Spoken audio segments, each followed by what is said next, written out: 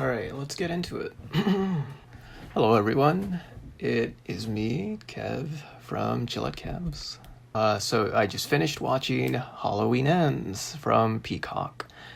Originally, I was going to watch it in theaters, but I couldn't wait. Everyone wanted to go on Friday. I wanted to watch it on premiere day for the public, so I went for Peacock. This is not a promotion, by the way. I just freaking was really aching for it. I've been waiting for years. Just a good while. I'm a big fan of Halloween. I grew up with the movie, the original 78 movie. That's my favorite movie of all time. So Halloween Ends. This new trilogy with David Gordon Green, it means a lot to me. This Blumhouse trilogy. It's been a wild ride because the first movie in 2018, that came out when I was still in college. I was like in the middle of my college years. And now I'm sort of transitioning to that young adult era of my life. So, and then Halloween Ends. Wow, what can I say about it? So, before we really dive into it, I'm gonna go for a non-spoiler review. Is it safe? I'm not gonna talk about anything spoilery. All right, so yeah, it definitely hit a lot for me. I'm a guy in my 20s, and it's revolving around a pair in their 20s, trying to figure things out. And I don't know, it felt really cool to see like that Halloween timeline fit for me. So I don't know, it was just a little personal, like, not saying I relate to like, the darkness of this film, but it was just nice to see. It was a nice like farewell. It's a nice ending to this chapter. I feel like a lot of people feel that way. Halloween Ends, as of right now. Yeah, I thought like this movie ended 20 minutes ago, so it's fresh in my mind. I freaking love this movie. And I have little to no complaints about it. I understand all the criticism going into it. I heard about the divisiveness, and I get it. And we'll talk about that but for sure, I'm just gonna go ahead and say this is my favorite of the David Gordon Green trilogy, and probably my favorite sequel of the entire franchise. And I'm kind of just chilling with I gotta chill for a bit, because I'm not sure if this might even be on par with the original for me. I love the original to death, but this movie just hit all the right notes for me, and I have one complaint. I have one criticism, which I'll talk at the end. That's actually a spoiler, so I'll save that for sure at the end. But if I were to say a non-spoiler version of it, they were building up to a lot of things. Most of them had great payoffs. There's one that didn't for me, and that's it. That's literally just one like arc where I felt like it didn't pay off as much, but literally all the other arcs were great. They were like, I don't know how to say it, like they landed it. They really did it. It's a freaking great job on the whole crew for this one. Halloween End, yeah, this came out in 2022. As of now, this is October 13th, I think. This is the Thursday before the Friday night premiere. The reason why a lot of people discuss the divisiveness of this film, that it's tonally different. Its tone, its mood, its vibe. Totally different from the previous two, Halloween 2018 and Halloween Kills, which I loved both, by the way. And speaking of, this might actually turn into a little review of the whole trilogy, because my feelings about the previous two have changed a bit since I've originally watched them. With Halloween 2018, I adored it. It was my first Halloween movie in theaters, so that already meant something to me. The Halloween franchise I adored, so getting to see finally a movie a Halloween movie for me in theaters the first time, heck yeah, it was one of the best like memories of a movie theater experience. So that one hits home. In retrospect, I actually kind of, and this goes for both Halloween 2018 and Halloween Kills, I kind of like them a little less now because Halloween Ends just did such a great job for me that I kind of wish the previous two were more similar to this one, but maybe I wouldn't have liked this one as much if I saw too much of the same thing for 3 movies. I think part of the reason why I love this one Ends was because it's totally different. It's fresh. It's totally a new idea I haven't seen before. It's never been done in the franchise. I don't think I've seen it in a slasher ever.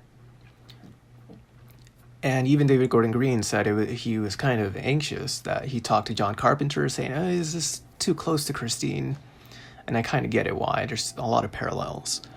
But this, for me, holy shoot. Halloween Ends. I'm trying not to sound like a pyramid scheme. Halloween Ends. This is not a cult, you know. This is not a pyramid scheme. Yeah, just to the point, Halloween 2018, I adored it. Looking back into it, I can't find myself rewatching it as much because I have a lot of frustrations with it, and mostly with the dialogue. With Halloween Kills, I love that one a bit more. That might be third place for me. Halloween Ends takes second place, with the original being first. Halloween Kills I really adored, which is kind of a controversial opinion. I loved all the kills. I loved the story. I loved, everything about it. It was a great sequel for me. And it's interesting that a lot of people say a lot of criticisms for Halloween Kills, which is the same criticism I hold for Halloween 2018. The dialogue was cringy, melodramatic. They couldn't dig certain scenes, specifically the hospital scenes. But with Halloween 2018, I felt that way with that movie. I did not feel that way with Kills. With Halloween 2018, there was a lot of humor that I felt was forced. I did not like a lot of the dialogue. I went in going with like, oh, this is going to be a movie. This is a film. And it, even within the opening scene, I kind of immediately knew, oh, this is not the movie I thought it was going to be. We were introduced to a lot of melodrama, which I was into at the time, but it just kind of grew old on me. When the podcaster held Michael's mask in the opening scene of 2018, it's like, say something, Michael. Say something. Say something. I love the cut to the opening sequence, so the pumpkins, but that just proved to me, oh, they don't really know what they're doing. They're just kind of trying to make it more dramatic than it actually is. It didn't hit for me. And then again, throughout the whole movie, there was a lot of humor that I didn't dig. I did not appreciate that they introduced characters just to kill them off in the next scene. I would have liked more time with all the characters to breathe, get to know them a bit. The character I think they did well was Vicky, which was the babysitter for Julian. I think she was the standout of that movie for me. They gave us a little scene. We got to care about Vicky and Julian. It was a nice moment, a character moment, and that was well done for me. But otherwise, a lot of the characters fell flat for me. And looking back, it's interesting to see that I kind of don't like what they did with the character of Laurie. She carries this franchise for me, but for some reason, it just fell a little flat for me. Or maybe she is supposed to be melodramatic on purpose. Everyone believes, she's kind of crazy. No one believes her, the boogeyman. But turns out she's right. It's like when you see someone from the 1800s saying, the end is near, and they're wearing a sign with give me $5 or something if you see this. It's kind of similar to that. She's ringing the bells Nah, it just didn't work for me. But Halloween Ends, oh, I freaking love her character in that one. Oh, man. Halloween Kills, I feel like was executed a lot better for me. All the kills were great. The suspense of each scene was huge for me. My favorite, I mean, I can't complain. If anything, I do agree, maybe we spent a little too much time in the hospital. Otherwise, I have no complaints with Halloween Kills as much. A lot of people say there was a lot of like terrible character choices that were done in Kills, but I do appreciate the mob mentality aspect of that movie, how when people are herded in large groups, they can't think as critically. So it made sense to me. I enjoyed that aspect. It did not bother me at all. The score was great. The cinematography, visually, it's perfect. You know, my favorite scene might have been when Michael is hunting down, what was her name, the legacy character. And let me search her up right now. Cast, Halloween Kills cast, bro. Lindsay. I thought that she has like final girl energy. And I could see her being a lead in a movie, for sure. You know, in a horror movie. The opening scene was well done. I wish I could see a whole movie of just, like, recreating 1978. If that was, like, if they implemented a lot more of that, I would have loved that a lot more. But I love Halloween Kills for what it is. The whole crew has everything to be proud of. Step up for me. Halloween Ends. Oh my. Oh my. Yes, Halloween Ends. It just hit every note for me. It's different tonally, of course. But this one, Halloween Ends, felt like a movie. Like, holy shoot. This is innovating a bit. And this is great because art needs innovation. We need to do different things. I don't like when we just redo the same old thing over and over again. Halloween Ends goes like beyond that. So I have a complete respect for people who push things, even if it falls flat, even if, you know, the majority hates it or it just goes against it. That is pretty freaking brave and awesome for an artist to do so. You gotta let yourself, when you choose to do something new and different, that is being vulnerable, because you don't know how people are gonna react. So immediately you have brownie points for me. Okay, I think this might be a little bit of the end of Halloween Ends non-spoiler review. It was awesome. You're going to love the score. The score is probably the best part for me. Visually, it's amazing. Do not expect to see, you know, like a direct continuation of Halloween Kills. It's something different. But the characters carry the movie. A little warning, though. It's true, it's less so about Michael Myers and more so about the boogeyman. So that's a good thing to know ahead of time. Okay. I think I've wrapped up with the non-spoiler. So let me just go in ahead. Let's go in ahead. Talk about the movie Free Range.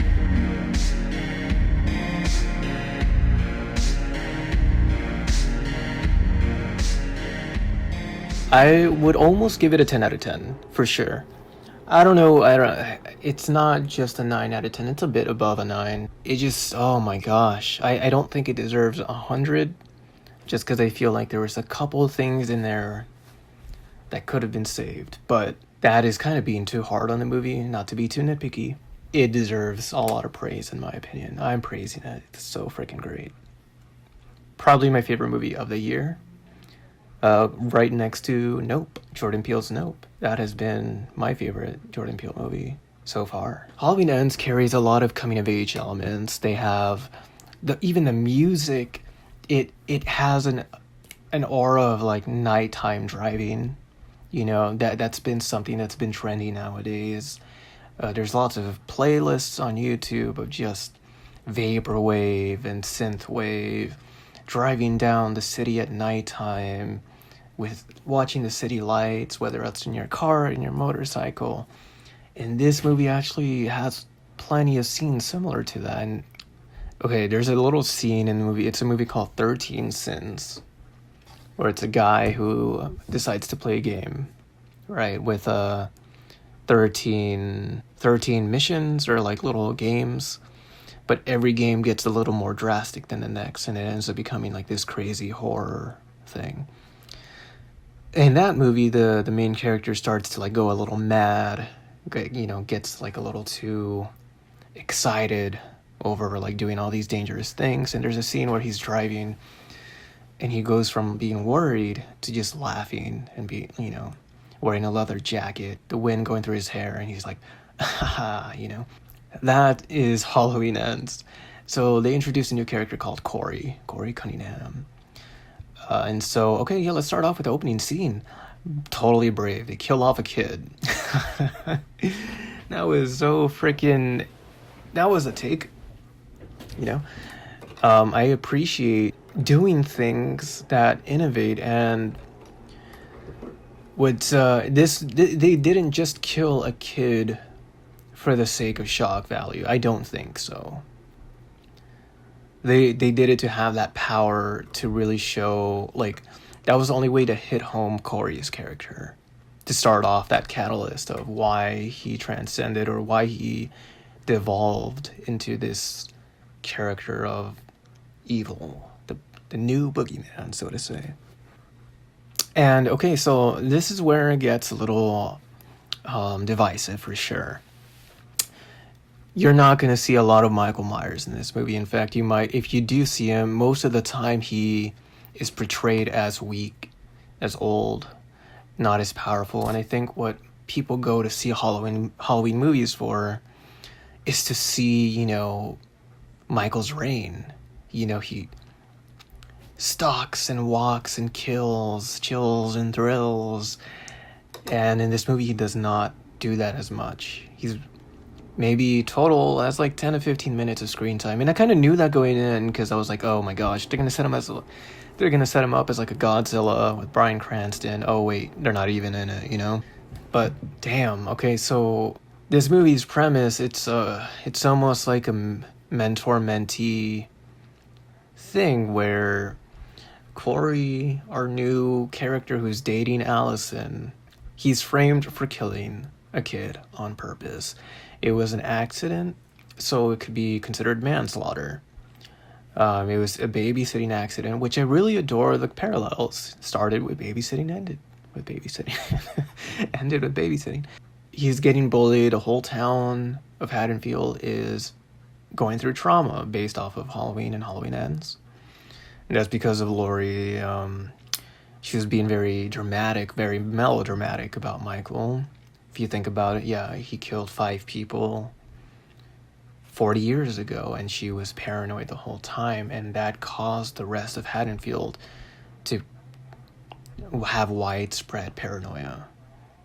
And these are now the effects of Haddonfield. I don't believe it's Laurie's fault at all for Michael's killings. It's still Michael. Michael's the one doing all the doings. So it kind of sucks that everyone was blaming Laurie, blaming Allison, and now blaming Corey. However, with Corey, so he's dropped off like a bridge by his bullies, and from the bridge he gets dragged into the sewers, and it turns out that's where Michael has been hiding this whole time for the past 4 years. For some reason or another, Michael lets him live. When Corey comes to, he looks into his eyes, and so this is where it gets kind of abstract. Does Michael have powers where he or maybe the boogeyman, the shape, transfers from Michael into Corey? Or maybe Michael being a void, just being pure evil, being darkness. Maybe Corey was just looking into the void and caught the madness, that insanity, and that's why Corey started to devolve into this new evil. And so Corey is our big baddie of this movie. He's the one doing most of the kills. Michael is more of the muscle, And it's real. So what I really enjoyed was this tag team, because there's a couple of scenes where Michael and Corey actually work together, and it's so interesting to see Michael being docile with Corey for most of it. He's just like, yeah, I tolerate you, dude. And I kind of would have been down to see more of that, but this movie does enough, so it's great as is. And now this is where I know a lot of people are like, no, what the heck? No, Michael should be just pure evil alone. You know, like, he should have no partners. His kill should be random. Corey should have been wrecked from the freaking beginning. No. I can see that. But no, I really dug that Corey's our new killer. And this actually goes back into 2018. Maybe this is what Dr. Sartain was going through. And now it came full circle to Halloween Ends. That was a little setup that they had way back. The Dr. Sartain, he became so obsessed, you know, with Dr. Sartain, you know, let's call him, okay, so he's he's supposedly the anti-Loomis, right? The Doomis. He was completely obsessed with Michael. He wanted to see him kill again. He was more of like using Michael as his little guinea pig, just to, like, you know, experiment, see what it felt like. Versus Corey was a different aspect of that. He related to Michael. He saw how, or maybe not relate, but he just felt that obsessiveness. It almost felt like a Venom thing with Sam Raimi's Spider-Man 3, where the Venom, it took over Eddie Brock. It felt good. You know, it's like this darkness. Ooh, new powers. Emo boy powers, you know? But what's interesting, it did seem like Corey became obsessed with killing, and he even asked, Michael, show me how to kill. And it almost looked like Michael didn't even want to do that. Or it could just be taken as Michael is weak and tired, and he gets his strength from killing, just like Halloween Kills showed, or tried to establish. Every time he kills, he gets stronger, he transcends. He hasn't killed in 4 years, so now he's incredibly weaker, and let alone he probably hasn't eaten as much. If anything, he eats like, he's probably starving, he smells like crap, no hygiene, none of that. He would have been left to rot if Corey had been there. I really just dig a lot of the things that were set up in the previous movies.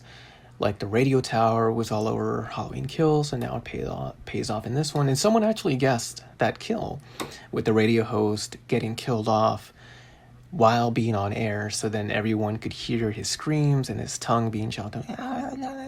That was probably the most funniest scene in this movie, when the tongue was just going around the vinyl.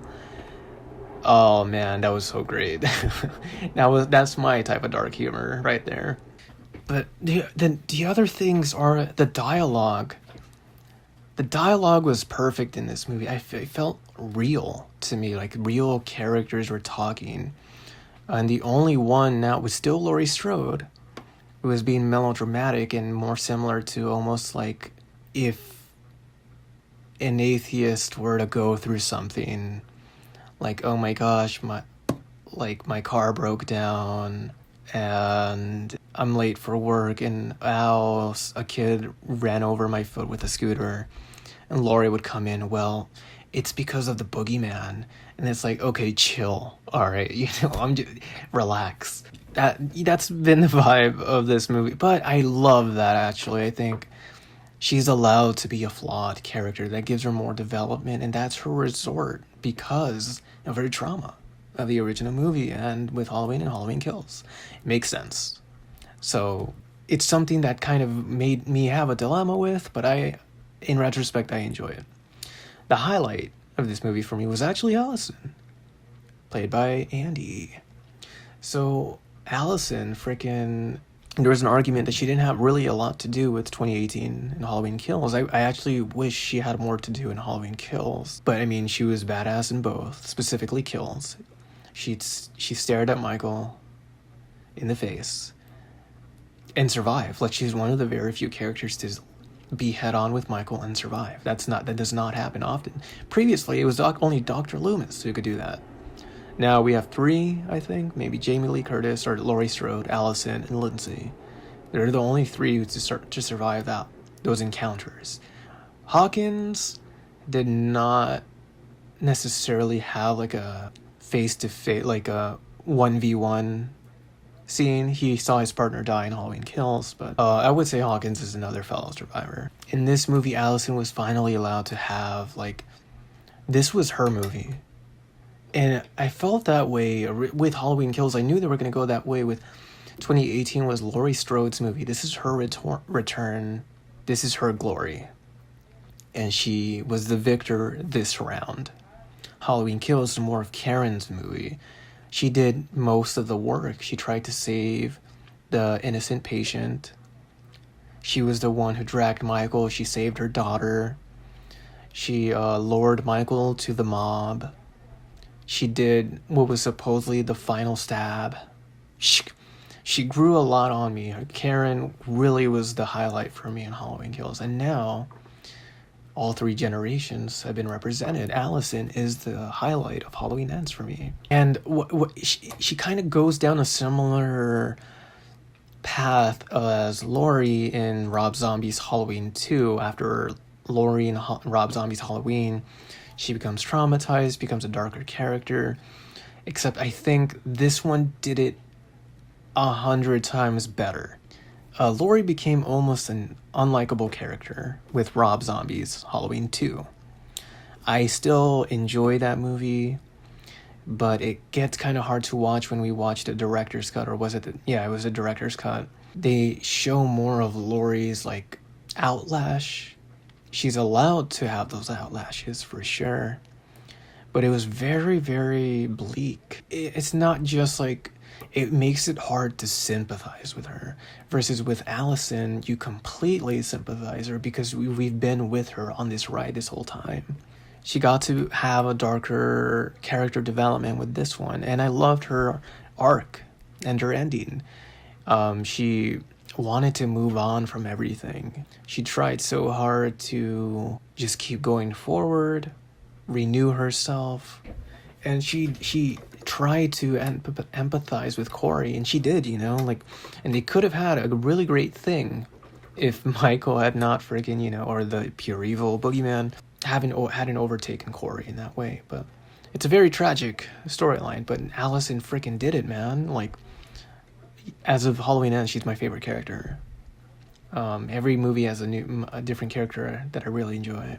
And I love that at the end she left Haddonfield, and now it's up to her with where she goes with her life. And yeah, that's just she earned it. She earned a happy ending.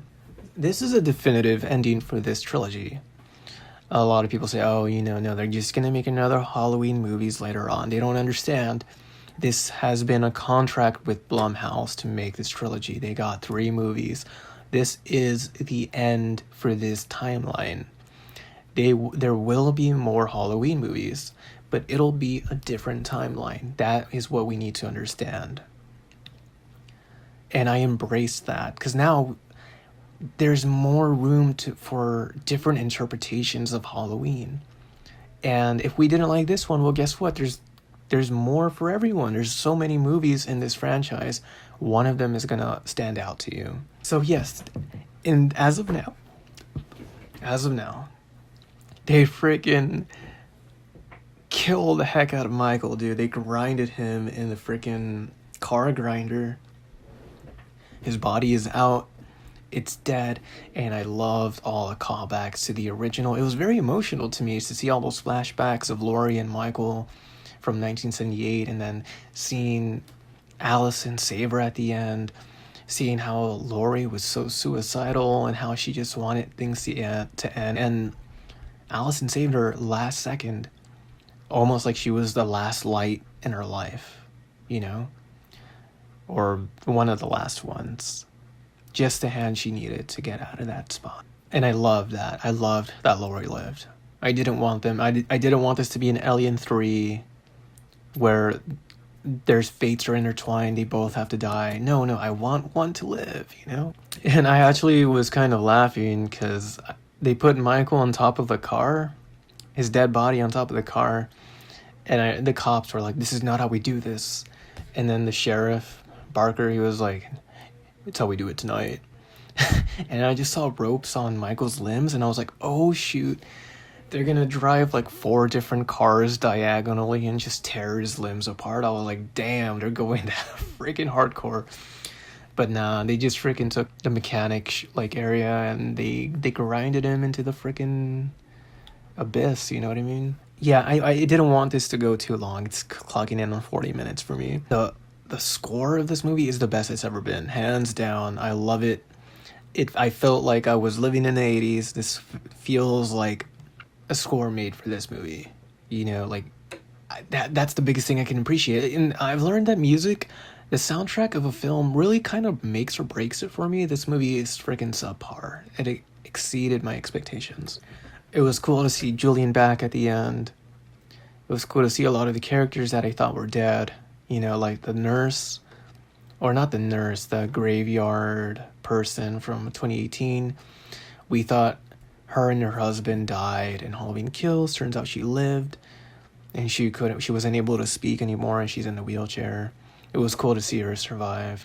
Maybe I'll do a better, more concise review, because I'm gonna watch it in theaters tomorrow. I'll have a second watch. Overall, I just loved it. Okay, so last thing, the only criticism I had was Corey's ending. They built him up as this really good character. Like, he was kind of the main character of this movie, aside from Allison. And seeing how he fell into this darkness and tag teaming with Michael. It was really fun to see him with Michael. But you can't help but at least see his point. See, like, he was innocent, and it was almost like a self-fulfilling prophecy where that town of Haddonfield hated him so much they saw him as a monster, so he became a monster, and that was his trauma. And he's still a villain, and there's no reason to romanticize or glorify Corey. We're not supposed to romanticize him. We're not supposed to love him. But it's important to see how someone goes down that path. We can't ignore that that's kind of a real thing. Like, the point of this movie, which is a real thing in real life, with mental health, trauma is not your fault, but it's your responsibility.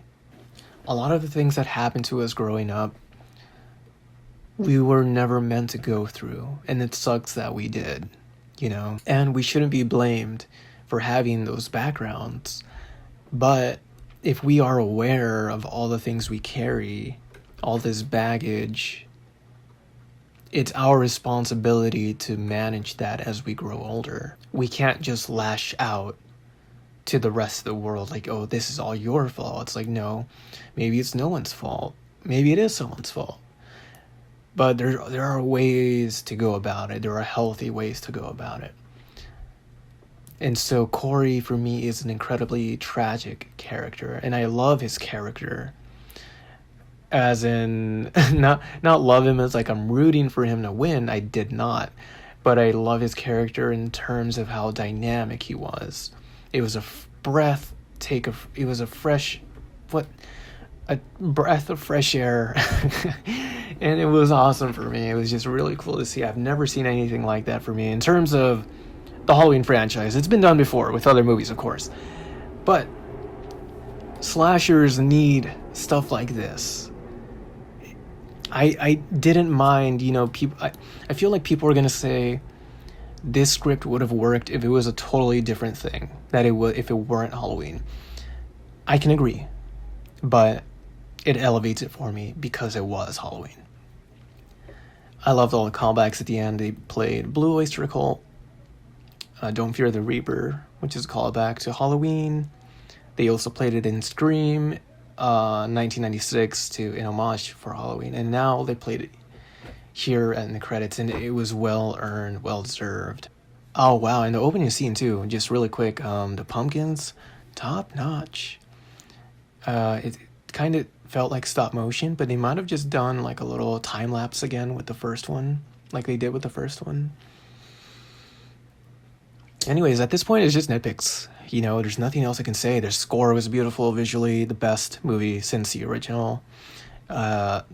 If I am debating whether it's better than the original, and that's kind of hearsay, or no, not hearsay. It's kind of like blasphemy for someone to say that. But damn, if not on par, it's for sure second place. It's so good. I recommend it. If you're a movie fan, watch it, please. You're gonna enjoy it. I think the only people who will be like divisive are Halloween fans expecting Michael Myers and the Boogeyman and just like kill, kill, kill, kill, kill, kill, you know? It's like, no, this is something new. This is a new monster, Jeff Probst. Oh yeah, you wanna come on Survivor? It's a monster. The island is a monster. Come on in. I'm down to see that. I'm down to see Jeff Probst in a Halloween movie. But no, this was great. So yeah, that's it for tonight. I have nothing much else. At this point, I'm kind of dragging. Yeah, it was great. I adored it. I loved it. I'll go ahead and say 10 out of 10. I'm going to give it 5 stars on Letterboxd. I'm going to recommend it to as many people as I can. I freaking adored it. What a great farewell chapter to this era of Halloween. My respects to Jamie Lee Curtis. You know, everyone from the OG to now. James Jude Courtney, Nick Castle, Andi Matichak, Kyle Richards, Judy Greer, Will Patton, of course, and our newcomer, Rohan Campbell. I'm sorry, I don't know how to pronounce that name. And just everyone, David Gordon Green, Danny McBride, John Carpenter is back. And of course, his sons who helped him with the score. It was all great. Okay, that's all I gotta say. Thank you guys for watching. I hope anyone who is willing to give this movie out, I hope you guys enjoy it. And I will see you guys in the next one. I think I will... Again, I will probably watch Halloween Ends again and do a more open review about how... I'll probably do a ranking video of all the Halloween franchises, including Halloween Ends. Spoiler, this is second place. I'm going to say straight up. But we'll see. I'm going to try to do it before October ends. And maybe my rankings will change. Who knows? But anyways, that's it. That is all. That's it. Again, thanks. Thank you guys for watching. And I will see you guys in the next one.